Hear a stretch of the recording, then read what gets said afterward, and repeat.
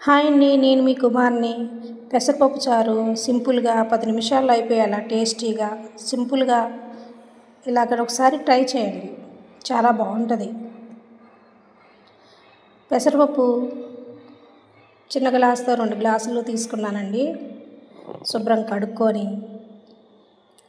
గ్లాసుకి 2 గ్లాసులు వాటర్ పోసుకొని విజిల్ పెట్టుకోవాలండి.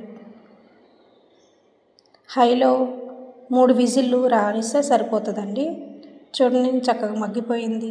కొద్దిగా చల్లారాక మిక్సీ గిన్నెలో తీసుకొని మిక్సీ పట్టుకోవాలండి మెత్తగా. అదే కుక్కర్ని కొంచెం కడుక్కొని కుక్కర్లో గ్యాస్ ఆన్ చేసి కొంచెం ఆయిల్ పోసుకొని ఆవాలు, జీలకర్ర, ఎండుమిర్చి, వెల్లుల్లి, 4 పచ్చిమిరపకాయలు. పెసరపప్పు దాంట్లో కారం వేయరండి, పచ్చిమిరపకాయలు కారమే వేసుకుంటే టేస్ట్ బాగుంటుంది. పసుపుగా భలేగా ఉంటుందండి. ఇలాగ ఒకసారి ట్రై చేయండి. ఆ మిక్సీ జార్లో కొంచెం వాటర్ యాడ్ చేసుకొని కలుపుకొని కొంచెం పసుపు, తగినంత సాల్ట్ వేసుకొని పసుపు కొంచెం ఉండలు కట్టుకోకుండా అలాగా కలుపుకోండి. తర్వాత కరివేపాకు వేసి 1 విజిల్ రానిస్తే సరిపోతుందండి.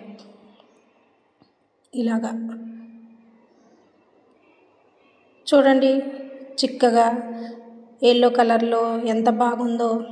ఇందులో కొంచెం నిమ్మకాయ పిండుకున్నా బాగుంటుందండి, పిండుకోపోయినా ఇలాగ టేస్ట్ బాగుంటుంది. కొంచెం కొత్తిమీర వేసి దింపేసుకుంటే అంతేనండి పెసరపప్పు చారు. Simple recipe.